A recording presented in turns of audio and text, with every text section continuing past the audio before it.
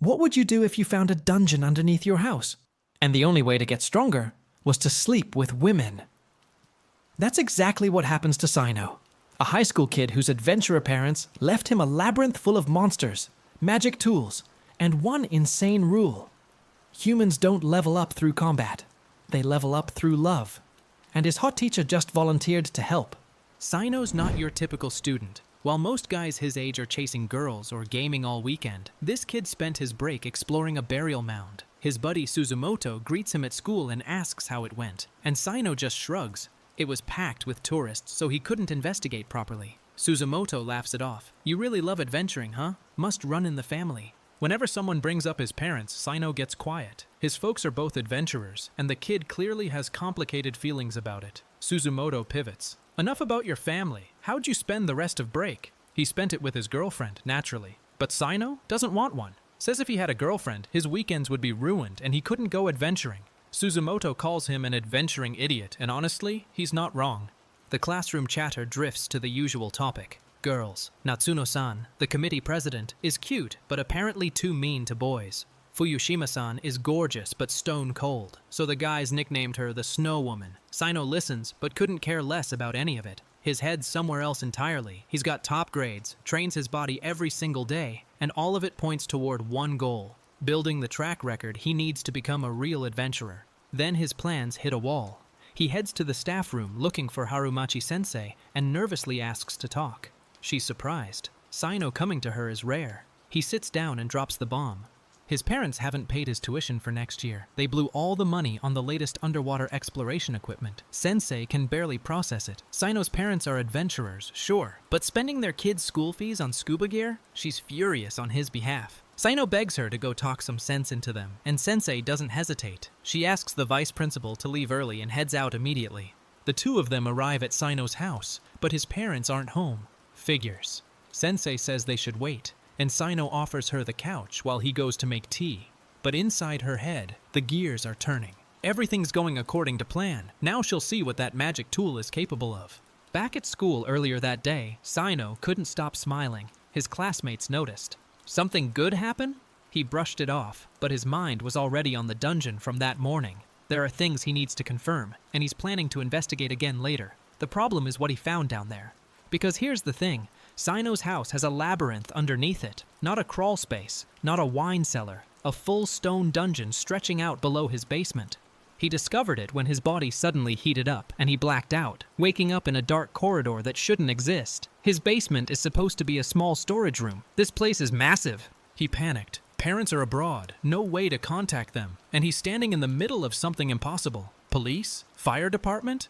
Nothing felt right. He started wondering if it was all a dream, but the cold air and the stone under his feet were very, very real. Then he spotted something on the ground, a notebook. He picked it up, and a symbol lit up on his palm.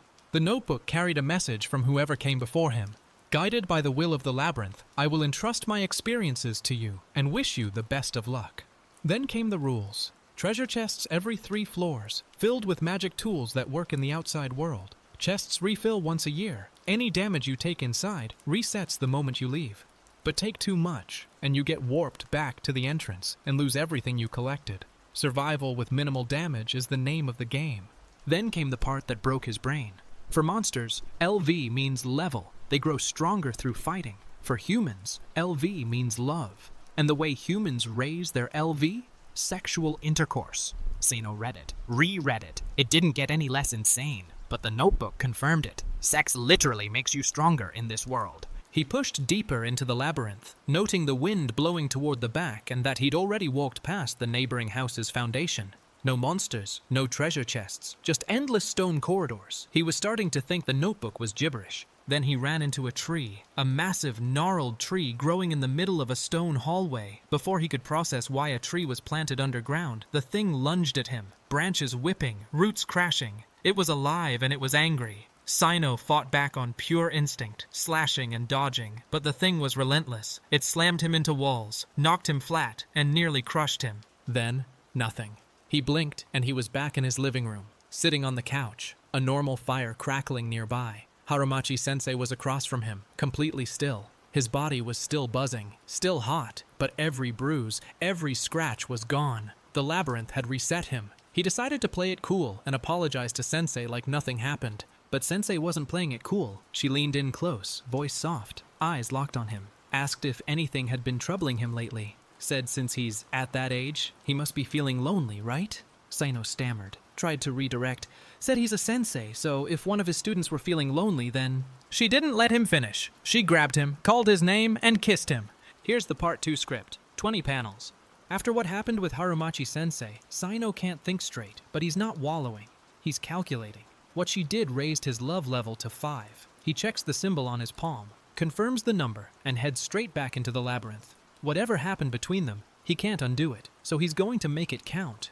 He wonders just how effective this love power actually is, but decides he'll verify it later. Right now, the dungeon is calling. Yesterday he went right at the first fork. Today, he goes left. According to the notebook, Floor 1 has monsters ranging from level 1 to 5, and there are 2 treasure chests still unclaimed on this floor. If he can grab them both, he'll be set. First thing he notices, GPS, radio, compass, none of it works down here. He has to map the whole labyrinth by hand using his phone's notepad. Luckily, the layout is simple. Right-angle turns, no elevation changes, and torches mounted on the walls at regular intervals. Time moves at the same speed as the real world, so this place is basically a separate dimension layered under his house. The corridors open into a small room, and that's when things get interesting. He spots a treasure chest sitting in the corner, but there's a rose vine wrapped around it. No sign of nearby monsters on his makeshift map. He moves in closer to investigate. Then a giant mouse appears out of nowhere. The thing is huge, squeaking in the dark, and Saino immediately recognizes what he's dealing with. In a place like this, even a rodent is a monster. He draws his blade and checks its level first. Level 1. Manageable. He charges in and obliterates it in a single hit. The mouse shatters like glass. One swing. Done. Saino stands there processing what just happened. That power boost from his increased love level is no joke. If this is what level 5 can do to a level 1 monster, the system is working exactly like the notebook said. But of course, getting the treasure wasn't going to be that easy. The rose vine guarding the chest comes alive the second he reaches for it. Branches whip out, thorns slash at him. It's the same kind of fight as the tree monster from yesterday. He takes a hit, stumbles, but fights back hard. This thing is level 5, same as the rose from before, same as the tree that nearly killed him last time. Except now Saino's different, he's stronger. He pushes through, gets banged up, but manages to pry open the chest. Inside is a folding umbrella, a magic tool from the dungeon, and it's a folding umbrella. He stares at it, covered in scratches and bruises, and just has to laugh. All that for an umbrella. But hey, the rules say magic tools work in the real world, and the chest contents reset every year. He pockets it, takes the beating as a win, and exits the labyrinth. His body resets the moment he's out, good as new. Next morning, Harumachi-sensei walks into homeroom like absolutely nothing happened. Professional, composed, telling everyone to sit down for morning salute. Saino watches her and has to respect it. She's acting completely normal. As expected of an adult, he thinks. Natsuno-san gets called on for the greeting, and class begins. Business as usual. But Saino's running his own game now. He notices Natsuno-san, the committee chairman, got called out by Sensei, and while she's gone, he hides his umbrella and waits. When she gets back, he pretends he forgot his, and right on cue, Suzumoto asks where his umbrella is. Natsuno overhears and panics. It's going to rain later, and she overslept, so she didn't check the forecast either. She forgot hers too. Then another girl shows up, Akitsu-san, their classmate. She spots Saino about to walk home in the rain, and Natsuno standing there umbrella-less. She also notices Natsuno's friend Hiyori nearby. Akitsu grins and says what everyone's thinking. Hiyori, why don't you go under Saino's umbrella? Nobody's looking. This is your chance. Hiyori freaks out, stammering, but Akitsu's already pushing her toward him. Saino suddenly finds his umbrella in his bag. Oh wait, it was here the whole time. He apologizes to Maya for making her wait, and the two girls head off together under the flowered umbrella. Crisis averted, except now he has exactly what he wanted. Natsuno under his magic umbrella. The two of them walk together in the rain, and Natsuno is acting completely different from her usual self. Softer, shy. She admits she's never shared an umbrella with a guy before. Saino notices it immediately. This isn't the sharp-tongued committee president from class. The umbrella's magic is doing its thing, making her open up to him in ways she normally never would. He leans into it, tells her it's important for classmates to communicate, then casually asks if she's seeing anyone. Natsuno goes bright red. She's not, but why is he asking? He plays it smooth. Says he just thought it was strange that someone as cute as her doesn't have a boyfriend. She's flustered, completely caught off guard. But the moment doesn't last. Akitsu-san appears right behind them with a knowing smirk. She slides in close and asks the real question. How did Sino get Hiyori to fall in love with him so fast? Or maybe he's hiding a secret inside that umbrella? Akitsu's question hits Sino like a truck. Exposed is the only word screaming through his brain. She's onto the umbrella. She's onto him. He scrambles internally. What does he do? Deceive her? Use an item? Nothing in his toolkit covers classmate figured out your magic dungeon loot. Then, from behind him, a voice cuts through the panic. Sensei. Harumachi-sensei is standing at the labyrinth entrance, warning him it's dangerous to go deeper. He spins around. Sensei is in the labyrinth. He rushes upstairs and spots her shoes still sitting by the door. She hasn't left the house. He calls her name through every room. Harumachi-sensei? Sensei? No answer. She's gone into the dungeon on her own. He finds her, and the confrontation isn't about the labyrinth. Sensei drops to her knees and offers to accept any punishment for what happened between them. She'll quit teaching. She'll pay consolation money. Whatever it takes. Sino cuts her off immediately. It's fine. He doesn't mind. He won't tell anyone. And besides, if she stopped being a teacher, the students at the academy would feel lonely. Sensei's eyes soften. She whispers a thank you, and the weight in the room lifts. The two of them settle in his room. Sino asks about his parents. Turns out they went adventuring again, but the tuition issue got sorted before they left. Relief. Then Sensei notices his outfit. He's dressed for the dungeon. He fumbles an excuse, says he's practicing for an adventure on Saturday. She smiles, tells him he aspires to be like his adventurer parents, and warns him not to overdo it and get hurt. He agrees, trying not to sweat. Then she leaves, and Sino checks his palm. His LV is rising. Even though things didn't go all the way, the intimate acts with Sensei are still boosting his love level. He realizes any type of sexual contact raises it. Maybe because of the items, maybe the acts themselves. Either way, the system is more flexible than he thought. The doorbell rings. He figures it's a delivery.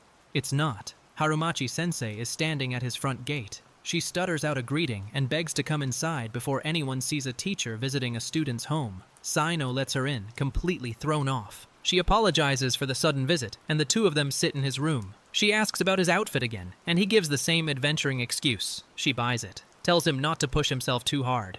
When she finally says goodbye and heads home, Sino watches her leave and marvels at how composed she is.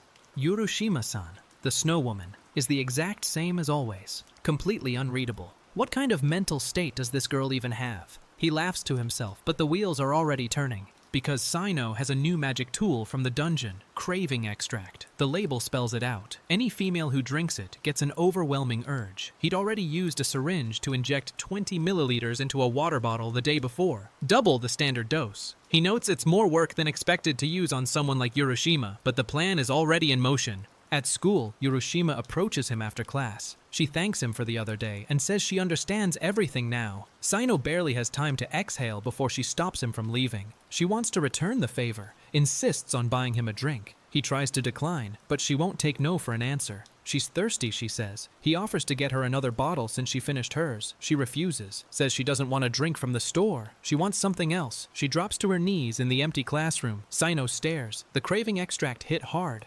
Afterward, she asks to continue. Sino's barely recovered, and she's already requesting a second round. She asks, with that same flat expression, how exactly the process works. He explains, stammering. She processes the information with clinical calm and goes again. The snow woman doesn't break character even now. Back in the labyrinth, Sino's power-up is undeniable. He sneaks up on a giant wolf-type monster and drops it in a single strike. A sneak attack to its vitals. One hit. He realizes critical strikes deal massively amplified damage. His combat instincts and his rising love level are stacking. He's getting dangerous. At school the next day, he surveys the situation. Akitsu-san hasn't changed much since the umbrella incident. She's suspicious, but not fully convinced. Natsuno-san, on the other hand, has changed a lot. She keeps glancing at him, fidgeting in her seat. The umbrella's effects are lingering hard. He decides not to use the craving extract on Natsuno or Harumachi-sensei yet. Akitsu's watching too closely, and he can't afford another slip. After school, the rain is still pouring. Sino walks Natsuno and Akitsu home under his umbrella. They arrive at Natsuno's place. Turns out they really are neighbors. Natsuno stammers a goodbye, blushing. Akitsu waves cheerfully, telling Sino they should chat more next time. He keeps walking, umbrella in hand, mentally noting he needs to stay cautious around both of them. Then Akitsu makes her move. Walking beside him under the umbrella, she asks what he was saying about the umbrella earlier. Sino deflects. It's a completely normal umbrella, he insists. And he watches her reaction carefully. She second-guesses herself for a moment, wondering out loud if she should even be pressing this. That hesitation confirms it for Sino. The umbrella's effects are working on Akitsu too, clouding her judgment, making it harder for her to think clearly and push the issue. But Akitsu isn't done. She asks to hold the umbrella herself. Sino freezes. She asks directly, "Is there a secret behind that umbrella?" He panics internally. Could she actually know it's a magic tool? No. If she knew, she would have stepped out of the umbrella already, even if it meant getting drenched, which means she suspects something, but doesn't have proof. Then she smiles, locks eyes with him, asks the real question. Is that why he was so reluctant to swap umbrellas with her earlier? He catches up to her just as she finds a staircase that wasn't there before. Could this be the entrance to the second floor? Before either of them can process it, a massive pumpkin monster appears, grinning, stitched-up face, towering over both of them. Worst case scenario, a monster encounter with Sensei right here. Sino charges in. He slashes at the thing, but his blade bounces off. He can't cut through it. The level gap is too wide. He hacks away desperately, but nothing connects. The pumpkin monster is way beyond what he can handle right now. Sensei screams his name and rushes in, grabbing a torch off the wall and swinging it at the creature. The fire catches, the pumpkin recoils, and between Sensei's torch attack and Sino's follow-up strike, the monster shatters. He collapses, panting. He was able to beat it thanks to Sensei's quick thinking with the fire. He starts to thank her, but before he can finish the sentence, she's already on him. She screams his name, grabs him, and pulls him into a hug. "You idiot! Why didn't you run when you had the chance?" She was so worried. He tells her she's overreacting, but she's not letting go. It feels warm, calming. She hugged him like this before, but this time it's different. More importantly, Sino realizes something. He'd accidentally activated a magic item earlier by bumping it against the treasure chest. The item fabricates memories for the target, and whatever happens while they're under its effect gets permanently instilled in their consciousness. He didn't have to explain the labyrinth to Sensei at all. The item did it for him. But he can't just leave it at that. Something stirs in him. He turns to Sensei and says it, the words he's been holding back. "I love you, Sensei. I can't suppress these feelings any longer. Sensei, I love you." He feels a wave of nostalgia wash over him. It's been so long since anyone worried about him this much. Sensei snaps back. "Oi, you listening to me, Sino?" She's furious. She demands he explain everything. The pumpkin monster, the labyrinth, all of it. He starts talking. They sit down together back in his room, and he lays it out. He found the dungeon in his basement. They explored it together. The monsters attacked them, but the wounds healed when they left. He's careful about what he reveals. Sensei takes it all in, still processing. She can't comprehend any of it. Laughs nervously. Asks what his parents think. He tells her they probably don't know. Only the two of them are aware of the labyrinth. Her expression shifts to serious. She says since his adventurer parents aren't around to protect him, she can't allow this. They'll keep it a secret for now, but until they figure out how to deal with it, he is not to go near the labyrinth again. Promise her. He hesitates, but agrees. But Sino's already thinking 3 steps ahead. The item's effects were a game changer. Sensei now believes they discovered the dungeon together. Her memories have been rewritten, and the feelings from the experience have been permanently embedded. He can work with this. He also notices the effects of another magic tool are showing. Because the next day at school, Harumachi-sensei walks into class, and every jaw in the room hits the floor. She's not wearing her usual jersey. For the first time, she's dressed up. Properly styled, elegant, turning heads in the hallway. Students are whispering, "Who is that beauty? Is this real? Is this really Harumachi-sensei?" Even Sino is stunned. That item's effects are really something.